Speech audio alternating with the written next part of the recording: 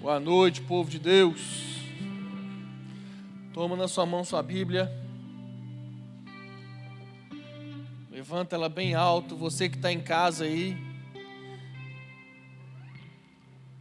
pega bem alto aí a sua Bíblia. Levanta ela aí, você que está em casa também. Toma na sua mão, levanta ela alto aí. E vamos todos juntos fazer a nossa declaração de fé. Esta é a minha Bíblia. Eu sou o que ela diz que eu sou. Eu tenho o que ela diz que eu tenho. Eu posso fazer o que ela diz que eu posso fazer. Hoje eu serei tocado pela palavra de Deus. Eu audaciosamente confesso que a minha mente está alerta, o meu coração está receptivo. Eu estou pronto para receber a incorruptível, a indestrutível, sempre viva semente da palavra de Deus. Eu nunca mais serei o mesmo, nunca, nunca, nunca, no nome de Jesus. Amém. Pai, mais uma vez nos submetemos à Tua autoridade, declaramos que confiamos e dependemos completamente do Senhor, da Tua ação neste lugar, da Tua ação nos nossos corações, nos corações de cada um que nos assiste agora através das redes sociais. Nós oramos, ó Deus, por sabedoria, por entendimento espiritual da Tua palavra, pela revelação da Tua palavra. Oramos também para que junto da compreensão venha o Teu toque, o toque do Teu Espírito Santo, que venha tocar em nós, conforme do jeito que somente o Senhor sabe tocar.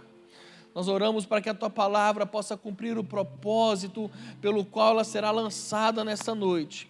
E desde já nós Te damos glória, honra, louvor, pela certeza que temos pelo Seu agir. Que o Senhor conceda a mim graça para ministrar a Tua palavra. Usa-me, Senhor, conforme a Tua vontade, em nome de Jesus. Amém. Graças a Deus.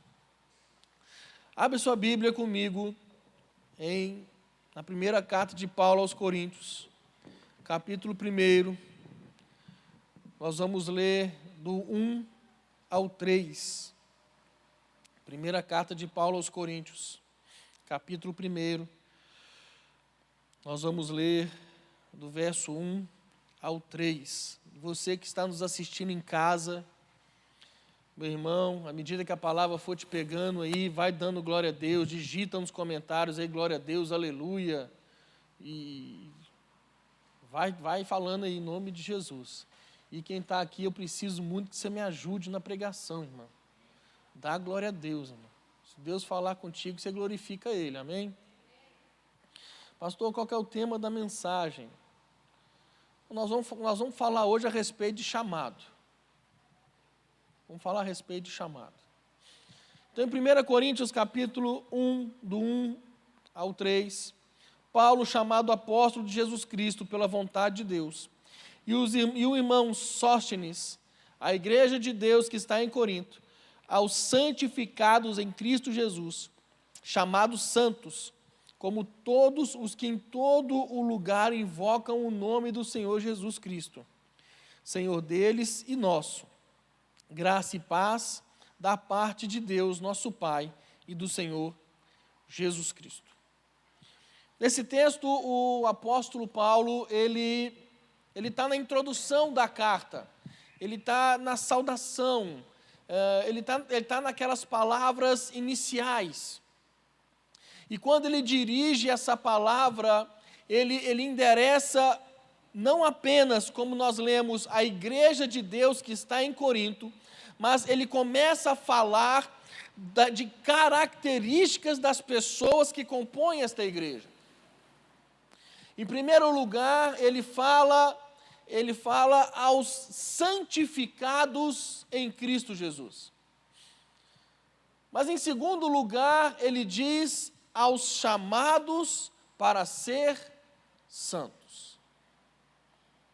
Sempre quando nós vamos falar a respeito de chamado, a primeira coisa que nos vem à mente é o trabalho, a primeira coisa que nos vem à mente é o ofício, é o exercício do ministério, a primeira coisa que nós imaginamos é a nossa convocação para o ministério.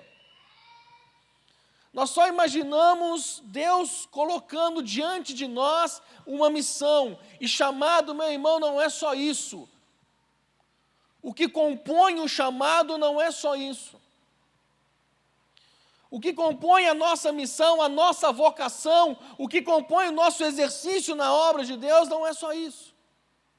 Nós precisamos entender que o primeiro aspecto, que o aspecto principal do chamado ministerial, o aspecto principal do nosso chamado, ele é a santidade. É o primeiro aspecto. Esse projeto divino que se estende a cada crente sem exceção. O chamado à santidade, ele se estende a todo o cristão, a todo aquele que professa a fé em Cristo Jesus.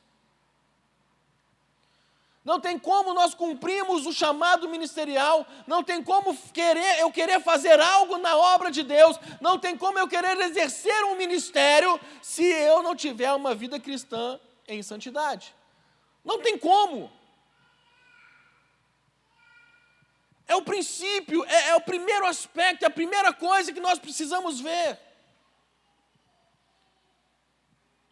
Não tem como eu ter uma vida cristã sem santidade. É impossível. Nós precisamos entender isso.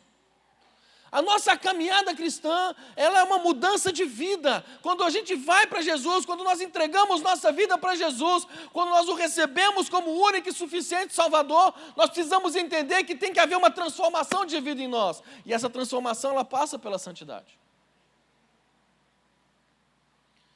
Então, o primeiro aspecto do chamado, santidade. O texto ali, ele fala...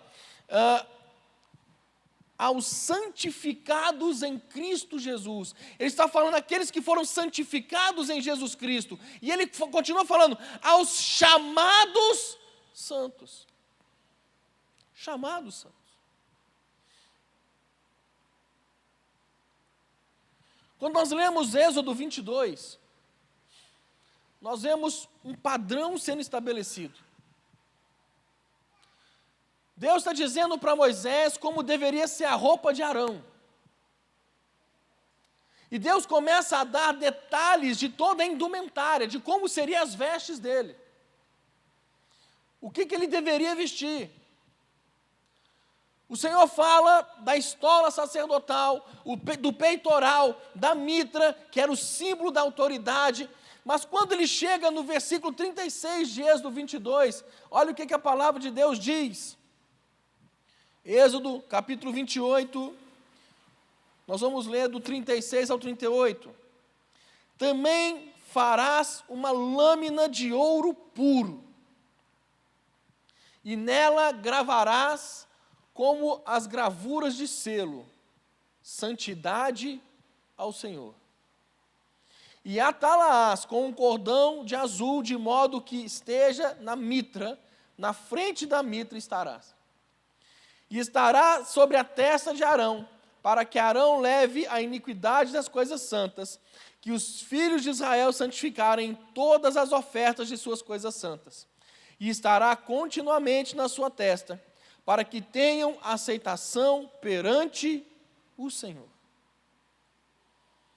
Deus está dizendo o seguinte, olha, dentro das vestimentas do sumo sacerdote, dentro das vestes dele, da roupa dele, ele terá que usar uma lâmina de ouro na testa.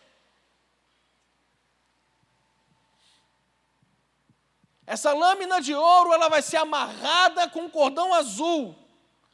E ela vai firmar a mitra, que é o símbolo da autoridade. E nessa lâmina de ouro estará escrito, santidade ao Senhor. Então, todas as vezes que o sacerdote vier a público, as pessoas vão olhar para ele e verão uma inscrição na testa dele que fala não só do compromisso que ele tem com Deus, mas daquilo que o povo deve esperar de um ministro do Senhor. Santidade. A santidade. Imagina, meu irmão, você tendo que usar uma plaquinha dessa na sua testa, escrito santidade. Santidade ao Senhor. Mas hoje você não precisa de uma placa de ouro na sua testa. Hoje você tem o Espírito Santo habitando dentro de você. E o Espírito Santo habitando dentro de você, é Ele quem te conduz a uma vida de santidade. É Ele quem te direciona a uma vida de santidade. A santidade é o primeiro aspecto do chamado.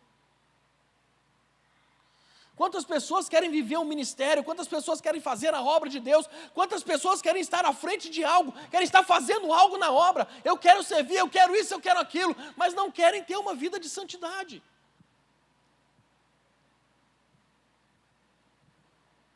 Santidade e chamado andam juntos, irmão. Isso anda junto, isso anda colado. Não tem como separar um do outro. Não tem jeito.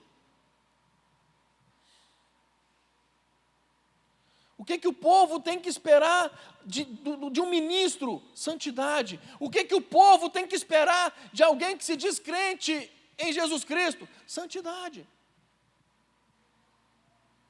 A conduta do cristão tem que ser de santidade. Pastor, mas você não está falando de chamado? Eu não tenho nenhum chamado. Eu não fui chamado para ser pastor, eu não fui chamado para ser levita, eu não fui chamado para... Não fui chamado. Eu sou um crente comum. Deixa eu te falar uma coisa, irmão. Há uns dias atrás aí eu preguei sobre isso, eu vou voltar só para tirar a poeirinha disso na tua vida. Você tem um chamado, sim. Existe algo chamado a grande comissão. Não é a grande sugestão, é a grande comissão. Você foi chamado para pregar o Evangelho. Ide por todo mundo e pregar o Evangelho. Ide por todo mundo e fazer discípulos, ensinando-os, batizando-os em nome do Pai, do Filho e do Espírito Santo. Todo cristão, todo crente tem um chamado a pregar o Evangelho. E esse chamado, ele passa pela santidade. Ele passa pela santidade. 1 de Pedro, capítulo 1, verso 15 e 16. 1 Pedro, capítulo 1, verso 15 e 16.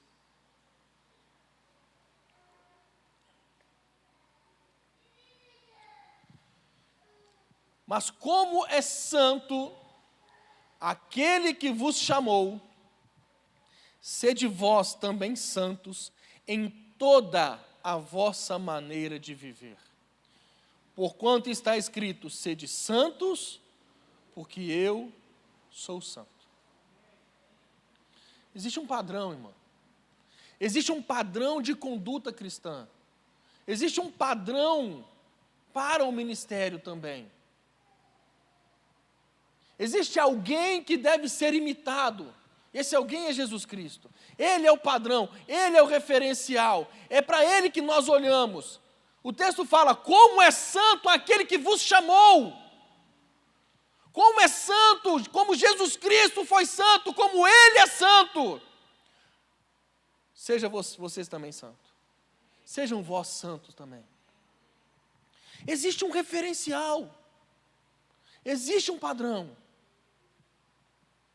E o texto fala que não é para você ser santo só numa área da sua vida, que é para você ser santo só de um momento, um determinado momento, não. Ele fala, sede santos em toda a vossa maneira de viver. Em toda a vossa maneira de viver. Em todas as áreas da sua vida, em todas as situações, você tem que ser santo. Você tem que ser santo. Ah, mas eu sei cantar. Eu canto bem. Mas é a santidade, irmão. Ah, mas eu tenho uma boa eloquência no altar, eu prego bem. Quando eu prego, as pessoas recebem a palavra e se convertem. E a santidade, irmão? O grande problema hoje é que as pessoas estão valorizando muito mais no chamado o talento do que a santidade. As pessoas valorizam muito mais aquilo que elas sabem fazer do que o seu modo de viver.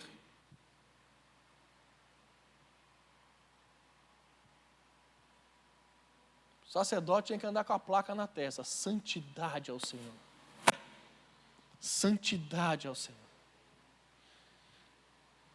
Interessante que quando ele precisava entrar no Santo dos Santos, eu acho isso fantástico, ele tinha que amarrar uma corda nele, para ele poder entrar no Santo dos Santos. As vestes dele tinham sininhos. Enquanto ele estava andando, se ouvia o barulho dos sininhos lá dentro. Mas se ele entrasse ali em pecado, se ele não estivesse com a vida dele de acordo com o que estava escrito na testa dele, santidade ao Senhor, ele era consumido ali dentro mesmo. Imagina se essa moda pega hoje. Imagina, irmão. Vou subir no altar para ministrar o louvor. Vem cá, vamos botar os sininhos na roupa. Vem cá, deixa eu amarrar uma corda na sua cintura. Vou subir para dançar. Vamos botar uma placa na sua testa: santidade ao Senhor. Vamos botar os sininhos. Se essa moda pega hoje, muita gente não sobe no altar. Muita gente não bota os pés no altar. Então a santidade, ela faz parte do chamado. Se você está entendendo, dá um glória a Deus aí, irmão. Santidade faz parte.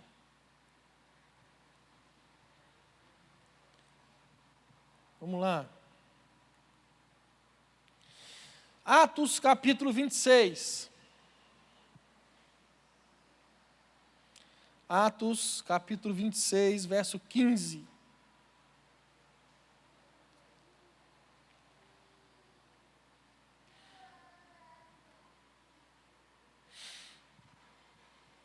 Atos 26, no verso 15. Então eu perguntei: quem és tu, Senhor? Ao que o Senhor respondeu: eu sou Jesus, a quem tu persegues. Mas levanta-te e firma-te sobre os teus pés, porque por isto te apareci, para te constituir ministro e testemunha, tanto das coisas em que me vistes, como daquelas pelas quais te aparecerei ainda, livrando-te do povo e dos gentios, para os quais eu te envio, para lhes abrires os olhos e os converteres das trevas para a luz, e da potestade de Satanás para Deus, a fim de que recebam eles remissão de pecado e herança, entre os que são santificados pela fé em mim. Pelo que, ó rei Agripa, não fui desobediente à visão celestial, mas anunciei primeiramente aos de Damasco e em Jerusalém, por toda a região da Judéia, e aos gentios que se arrependessem, se convertessem a Deus, praticando obras dignas de arrependimento. O segundo aspecto do chamado é saber o propósito. É saber o porquê que você foi chamado. Para que você foi chamado. O apóstolo Paulo, perante o rei Agripa, ele está lá para se defender. Porque ele foi preso pelos judeus por pregar o evangelho. E a maneira com a qual ele apresenta a situação é a seguinte: olha, rei, o próprio Jesus pessoalmente me apareceu. E quando ele me apareceu, ele disse: foi para isso que eu te apareci, para fazer de você um ministro, para fazer de você uma testemunha. É interessante é que Paulo não diz que o Senhor Jesus apareceu para ele só para salvá-lo. Olha, rei, Jesus apareceu para que eu tivesse salvação. E aí eu recebi a salvação dele, e aí agora eu estou aí. Aí eu estava aí eu vi que estava precisando de gente na obra, eu me ofereci. Não. Nós sabemos que por meio da aparição de Jesus, ele teve o seu encontro com Cristo, ele foi salvo, ele foi transformado. Mas quando ele está diante do rei Agripa, ele diz: o Senhor me apareceu e não foi apenas para me ganhar. Meu irmão, recebe essa no teu coração. Deus nos alcançou com um propósito. Deus nos alcançou com um propósito. Que propósito, pastor? Que sejamos instrumento nas mãos dele para alcançar outras pessoas. Existe um propósito. Nós não fomos salvos pelas obras, mas fomos salvos para as obras. Nós não fomos salvos por causa das obras, pelas obras. Nós somos salvos para fazer as obras.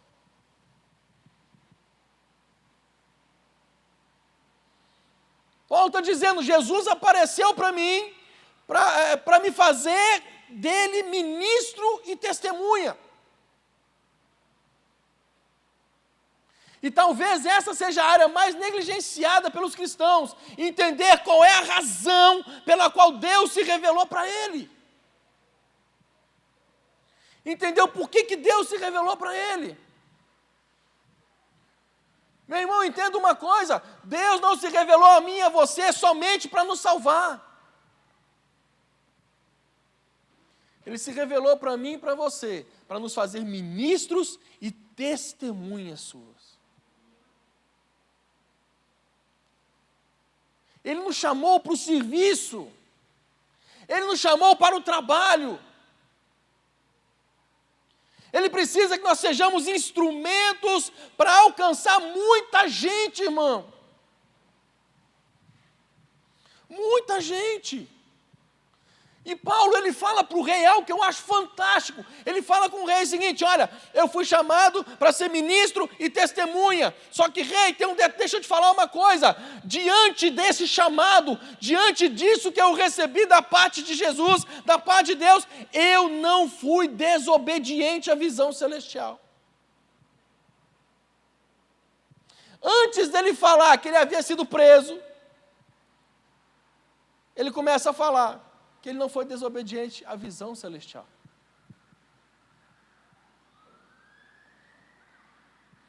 E ele fala que, acima de tudo, ele tinha um compromisso com Jesus e com o chamado principal da sua vida.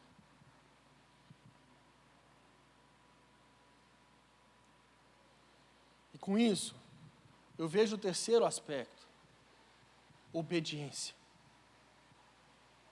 Obediência. Quantas pessoas estão vivendo em desobediência no chamado? Quantas pessoas? Pastor, como que eu estou sendo desobediente? Eu tenho uma vida de santidade, eu sei que eu fui chamado. Como que eu estou em desobediência? Quando você não cumpre o seu chamado. Quando você não cumpre aquilo que Deus te chamou para você fazer. É quando você não cumpre. Amém?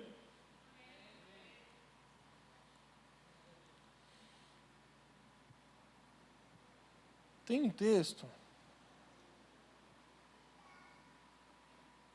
Mateus 25, verso 14.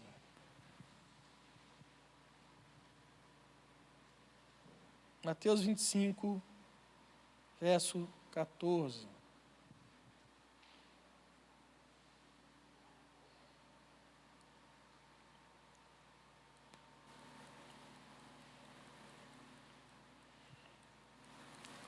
Nós vamos ler do 14 ao 29.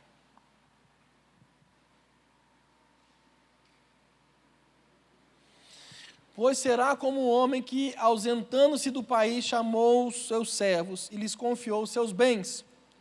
E deu 5 talentos. E a um deu 5 talentos, a outro 2, a outro 1.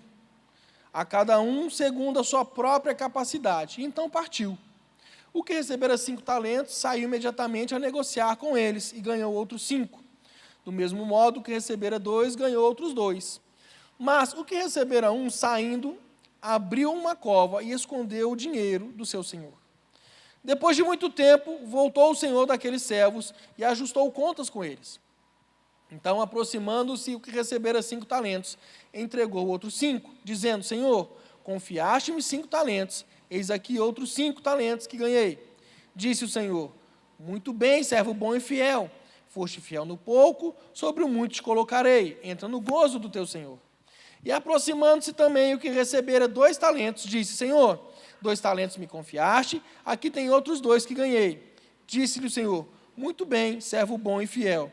Foste fiel no pouco, sobre o muito te colocarei. Entra no gozo do teu Senhor. Chegando por fim, o que recebera 1 talento disse: Senhor, sabendo que és homem severo, que ceifas onde não semeaste, e ajuntas onde não espalhaste, receoso, escondi na terra o teu talento. Aqui tens o que é teu. Respondeu-lhe, porém, o Senhor: servo mau e negligente. Saibas que ceifo onde não semeei e ajunto onde não espalhei.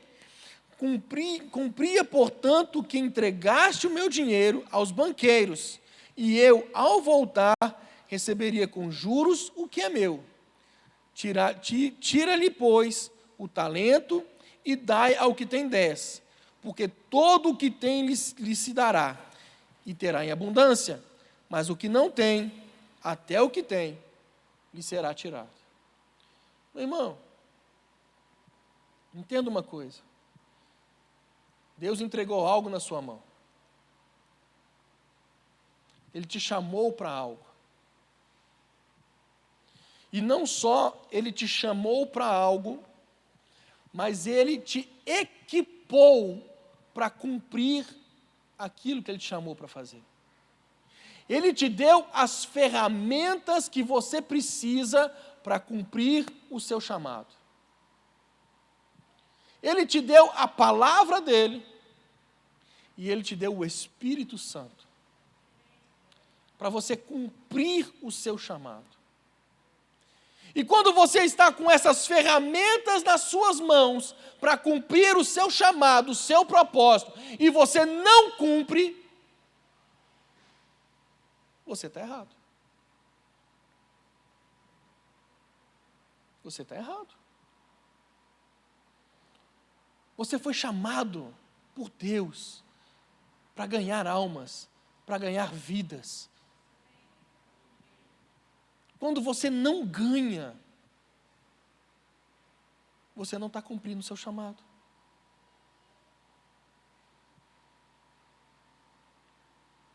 Ah, pastor, mas é porque eu tenho vergonha de falar. Irmão, também tenho. Pastor, é porque eu não tenho conhecimento bíblico avançado. Você só vai conseguir o conhecimento estudando. Seminário Teológico Carisma, inscrições abertas. Test drive amanhã às 8 da noite. 7h20. 7h20.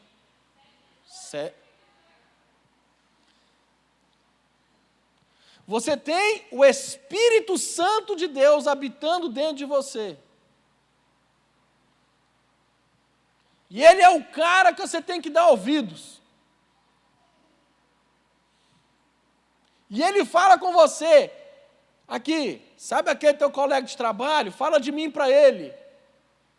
E você não faz.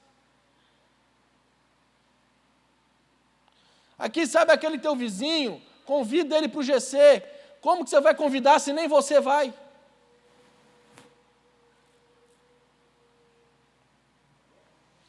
Obediência para cumprir o chamado. A obediência é um dos aspectos do chamado. Eu não fui desobediente à visão celestial. Eu não fui desobediente. 2 Timóteo, capítulo 1.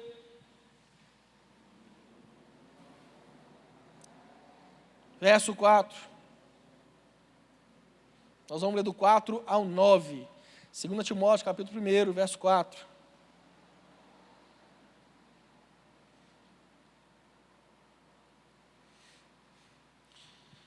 Lembrando das tuas lágrimas, estou ansioso por ver-te, para que eu transborde de alegria, pela recordação que guardo da tua fé, sem fingimento, a mesma que primeiramente habitou na tua avó Lóide e em tua mãe Eunice. E estou certo de que também em ti. Por esta razão, pois, te admoesto, que reavives o dom de Deus que há em ti, pela imposição das minhas mãos. Porque Deus não nos tem dado espírito de covardia, mas de poder, de amor e de moderação. Não te envergonhes, portanto, do testemunho do nosso Senhor, nem do seu encarcerado, que sou eu. Pelo contrário, participa comigo dos sofrimentos a favor do Evangelho, segundo o poder de Deus que nos salvou e nos chamou com santa vocação, não segundo as nossas obras, mas conforme a sua própria determinação e graça, que nos foi dada em Cristo Jesus, antes dos tempos eternos. Um outro aspecto do chamado é ousadia. Deus não nos deu o espírito de covardia, irmão.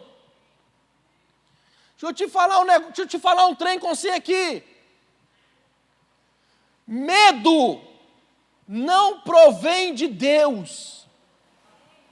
O medo é a fé ao contrário, irmão. 1 João capítulo 4, no verso 18, no amor não existe medo, antes o perfeito amor lança fora o medo. Ora, o medo produz temor, logo o que teme não está aperfeiçoado no amor.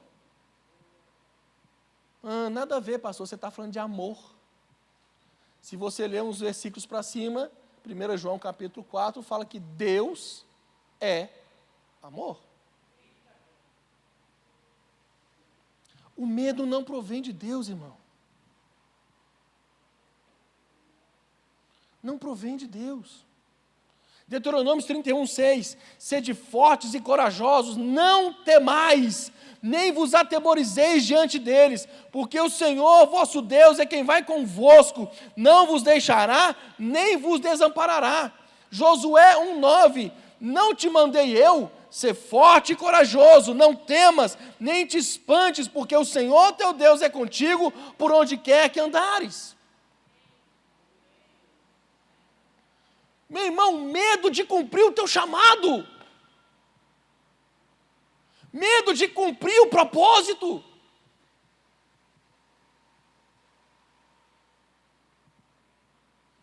Medo de demônio, irmão. Com todo amor e carinho que eu tenho, com todo amor que me é peculiar,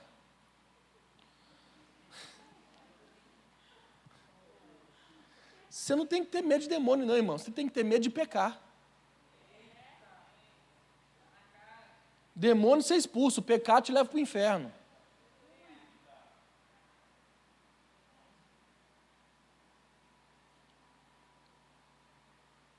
Ele não te deu espírito de covardia, mas Ele te deu ousadia, intrepidez. Recebe essa no teu espírito. Lucas 10:19. Eu vos dei autoridade para pisar em serpentes e escorpiões, e sobre todo Pelo amor de Deus, repete comigo quem está aqui e quem está assistindo aí, digita. Todo. Ele nos deu autoridade sobre todo o poder do inimigo e nada, absolutamente nada vos causará dano. Então por que você está caminhando com medo, meu querido?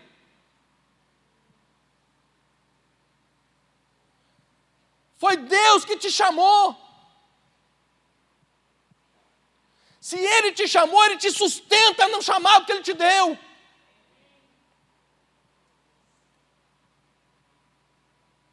Amém? E por último,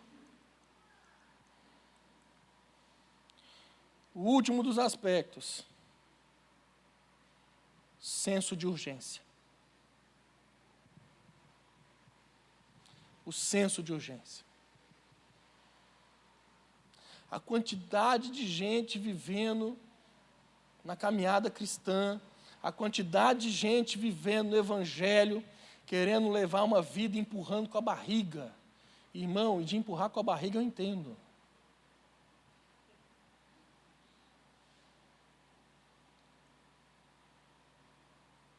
Há um chamado, há um senso de urgência. Ah, mas eu preciso fazer isso. Não, filho, é urgente. Lucas 14, 26, 27 diz, se alguém vem a mim e não aborrece seu pai, a mãe, a mulher, os filhos, irmãos e irmãs, e ainda a sua própria vida, não pode ser meu discípulo. Qualquer que não tomar a sua cruz e vier após mim, não pode ser meu discípulo.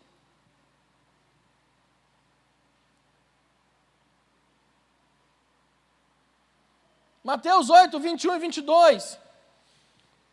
Um dos discípulos chega para Jesus, outro dos discípulos fala assim com ele, Senhor, permite-me ir primeiro sepultar meu pai. Era lícito. Mas não era exatamente que o pai dele estava morto e ele precisava ser enterrado naquele momento. Senhor, quando a minha família tiver cuidado, quando tiver tudo engajado, certinho, eu vou te servir. E Jesus fala, segue-me e deixa os mortos sepultar os seus próprios mortos. Quando você vai olhar o chamado, quando ele vai chamar os 12, gente, é fantástico. É fenomenal o chamado dos 12. Você vai olhar ali em Mateus capítulo 4, a Bíblia fala que ele chega, viu 2 irmãos, Simão, Pedro e André, que eles estavam lançando as redes do mar, que eles eram pescadores. Jesus chega até eles e fala assim, vinde após mim, e eu vos farei pescadores de homens. E o texto fala que eles imediatamente deixaram tudo e foram. Mas foi na hora. Meu irmão, precisamos de você na obra, irmão. E vou orar a Deus para saber se é o meu chamado.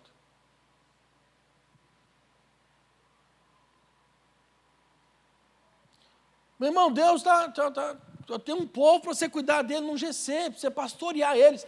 Eu preciso orar para saber se é da parte de Deus. Vai orando. Vai orando.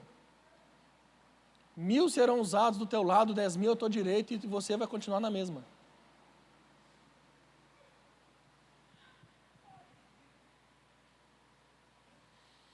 E o texto lá de Mateus 4 continua dizendo, passando adiante, viu outros 2 irmãos, Tiago, filho de Zebedeu, e João, seu irmão, e estavam no barco em companhia do seu pai. Família. Eles estavam consertando as redes, e Jesus os chama. O que eles fizeram? No mesmo instante, deixando o barco e o pai. Eles o seguiram. Há uma urgência para cumprir o chamado. Há um senso de urgência em cumprir o chamado de Deus, o propósito de Deus. Há uma urgência, meu irmão. Eu não sei se você observou isso, eu não sei se você já viu isso, eu não sei se você já percebeu isso. Os tempos estão ficando cada vez mais abreviados. O tempo está diminuindo, querido. A coisa está ficando mais corrida.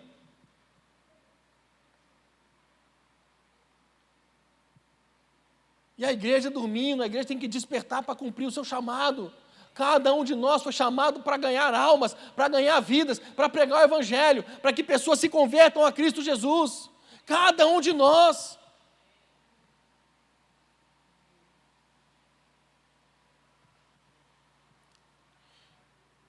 Meu irmão, hoje o que Deus colocou no meu coração não foi apontar o dedo para você e falar com você assim, olha, você está todo errado, você não está fazendo a coisa certa. Não, o que Deus me trouxe aqui para falar hoje para você é o seguinte, levanta, Ele quer usar você é o instrumento nas mãos dEle, se disponha, acorda, vamos pregar o Evangelho, vamos ganhar vida para Jesus, vamos fazer diferença nessa cidade.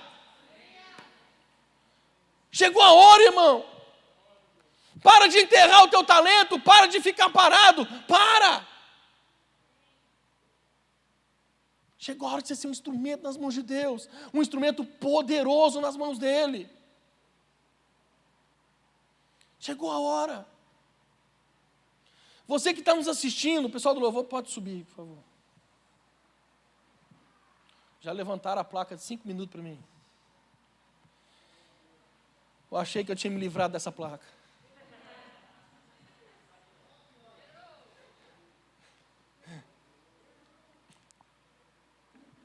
Você que está nos assistindo e que está parado no ministério, está parado na obra. Tem um QR Code na tela do número da nossa secretaria. Manda uma mensagem no WhatsApp para esse número, hoje, agora. Falando, eu quero servir no ministério. Manda essa mensagem. Nós vamos entrar em contato com você, meu querido. Nós vamos entrar em contato com você, nós vamos te explicar como que funciona, nós vamos orar com você. Nós vamos te conduzir a você cumprir o seu chamado. Manda. Pega o seu telefone, nesse QR Code que está aí. Pastor, eu estou assistindo pelo celular. Tem como pôr um número na tela? Vamos botar um número na tela aí para você. Já colocaram nos comentários o número da secretaria aí, meu irmão. Manda um WhatsApp para esse número da secretaria. Nós vamos entrar em contato com você. Nós vamos te conduzir a você cumprir o teu chamado. Glória a Deus. Feche seus olhos.